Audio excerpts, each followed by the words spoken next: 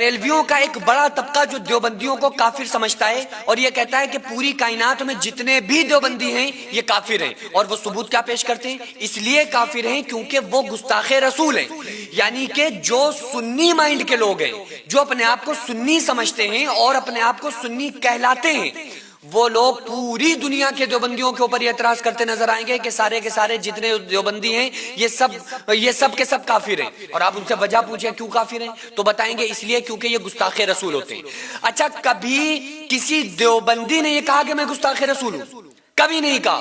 اسی طرح سے جو دیوبندی ہیں جن کا تعلق دیوبند سے ہے وہ ایک طرفہ فیصلہ کرتے ہیں اور وہ کہتے ہیں کہ جو بریلوی ہوتے ہیں، جو بنام سنی ہیں، یہ مشرک ہوتے ہیں کیونکہ یہ لوگ شرک کرتے ہیں، یہ لوگ یا علی المدد کہتے ہیں۔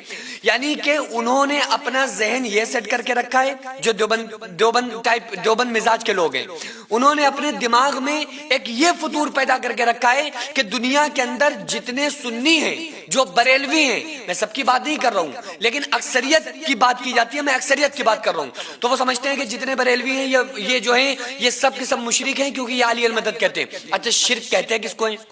شرک کہتے ہیں اللہ کی ذات میں یا اللہ کی صفات میں کسی کو شریک کرنا، یہ شرک کہلاتا ہے۔ جس کے اوپر آپ یہ کہہ رہے ہیں نا کہ یہ مشرک ہو گیا کیونکہ یہ یا علی المدد کہتا ہے، تو کیا کبھی یا علی المدد کہنے والے نے یہ کہا کہ ہم مولا علی کو اللہ کے برابر سمجھتے ہیں؟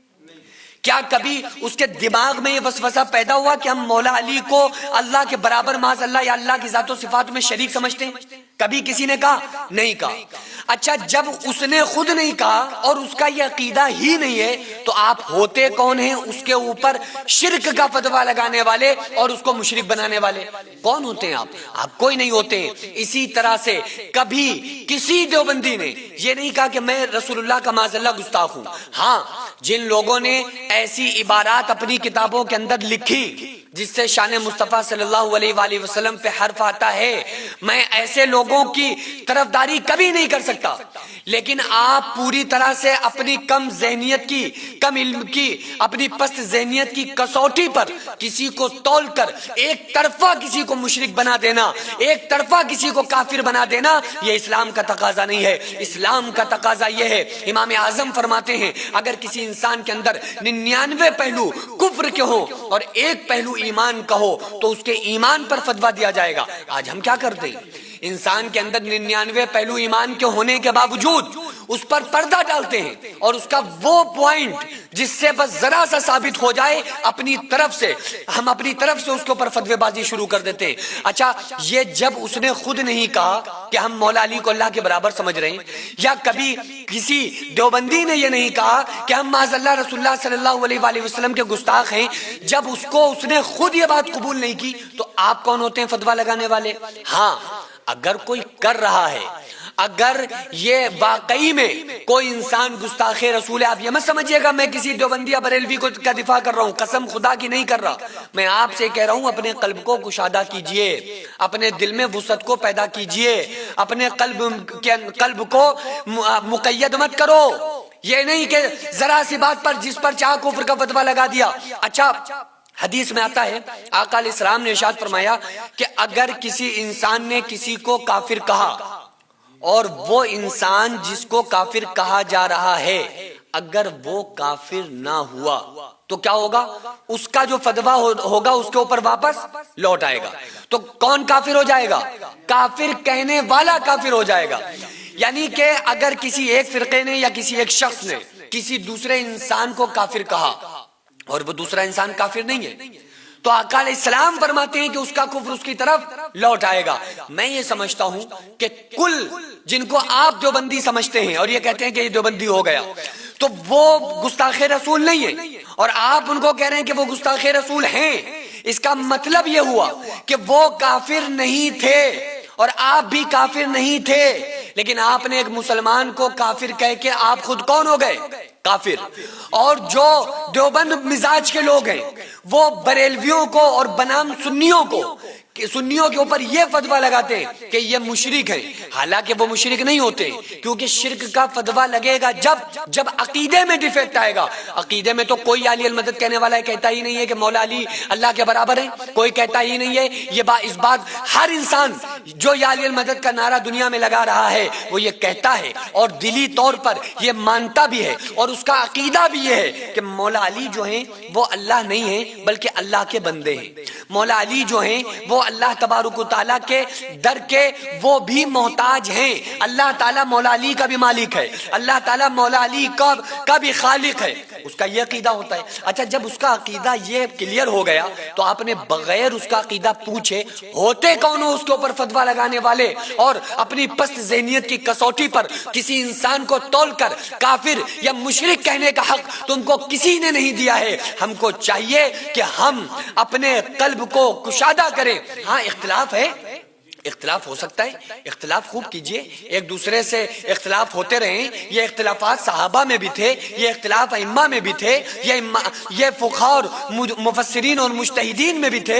اب اختلاف رکھیے، لیکن خدا کے واسطے کسی کو کافر نہ کہو، کبھی کسی کو مشرک مت سمجھو، کیونکہ کیا پتا آپ جس کے اوپر اپنی پست ذہنیت کی کسوٹی کو پر تول کے کسی کو پر فتویٰ لگا رہے ہیں، اگر وہ نہ ہوا خدا نخواستہ تو وہ کفر آپ کی طرف لوٹ کر آ جائے گا۔ اس لیے ضرورت ہے اپنے ایمان کو بچانے کی۔ اور میں یہ آخر میں ایک بات کو بالکل کھلے طور پہ واضح کر دینا چاہتا ہوں، کیونکہ ہوتا کیا ہے کہ بعض یوٹیوبرز ایسے ہیں جو کلپ نکال کے شارٹ کلپ چلاتے ہیں، پھر اس کے بارے میں افواہیں پھیلانا شروع کرتے ہیں اور اس کے بارے میں الٹی سیدھے بکواسات کرنا شروع کرتے ہیں۔ اس لیے میں مکمل بات آپ لوگوں کے سامنے عرض کر دوں کہ اگر کوئی انسان واقعی میں اس کے عقیدے میں شرک موجود ہے اور واقعی وہ اللہ کی ذات و صفات میں کسی کو بھی شریک کرتا ہے تو وہ یقینی طور پر کافر ہوگا۔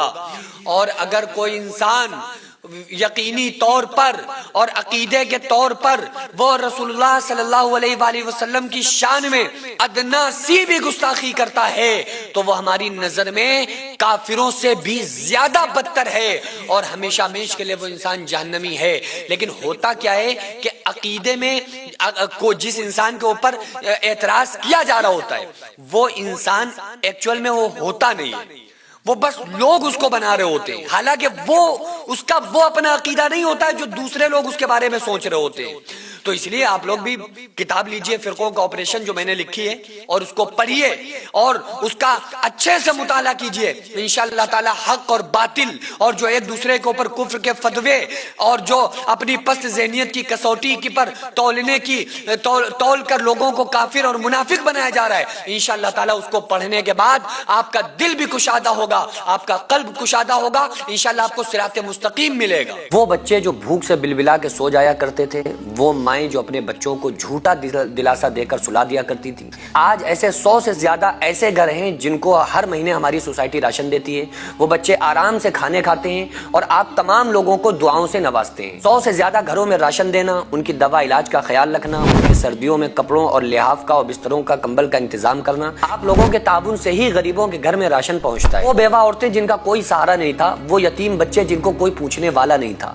آج الحمدللہ ان کے سروں پر ہاتھ ہے، آج الحمدللہ ان کو کسی بات کی کوئی پریشانی نہیں ہے۔ یہ صرف پاسبل ہوا ہے آپ لوگوں کے تعاون سے۔ میں رب کعبہ کی قسم کھا کے آپ کو بتاتا ہوں کہ میں تقریباً اپنی پرسنل اور ذاتی کمائی کا 90% حصہ میں خود اپنی سوسائٹی میں دے دیتا ہوں۔ یہ ہمارا آپ کو بتانا یہ کوئی بڑائی مارنا نہیں ہے، بلکہ آپ لوگوں کو اپنے ساتھ جوڑ کر کام کرنا ہے۔ آپ لوگوں سے بڑی عاجزانہ درخواست ہے، اپیل ہے کہ آپ لوگ ہمارے ساتھ مل کر زیادہ سے زیادہ تعاون کریں اور ہم یہ ارادہ کریں، ہم یہ عہد کریں کہ غریب کے بچوں کو انشاءاللہ بھوکا نہیں سونے دیں گے، اور اس کا اجر اللہ تعالیٰ ہمیں دنیا میں، ہمارے مرنے کے بعد قبر میں اور ہمیں آخرت میں ضرور عطا فرمائے گا۔ اگر آپ چاہیں تو اپنے مرحومین کے نام سے بھی ایصال ثواب کے طور پہ دے سکتے ہیں، اور آپ کا دیا ہوا ایک ایک روپیہ صحیح جگہ پر پہنچتا ہے، مستحقین تک پہنچتا ہے، اور انشاءاللہ ان تمام مستحقین کی دعائیں آپ تمام لوگوں کو کامیاب کر دیں گے۔ تو کیوں نہ ہماری کمائیوں کا کچھ حصہ جو اللہ کے لیے خرچ ہو جائے تاکہ یہ دنیا اور آخرت میں ہمیں کامیاب بنا دے۔ تو اسکرین پر جو آغازیہ ویلفیئر سوسائٹی کا اسکینر اور اکاؤنٹ نمبر نظر آ رہا ہے،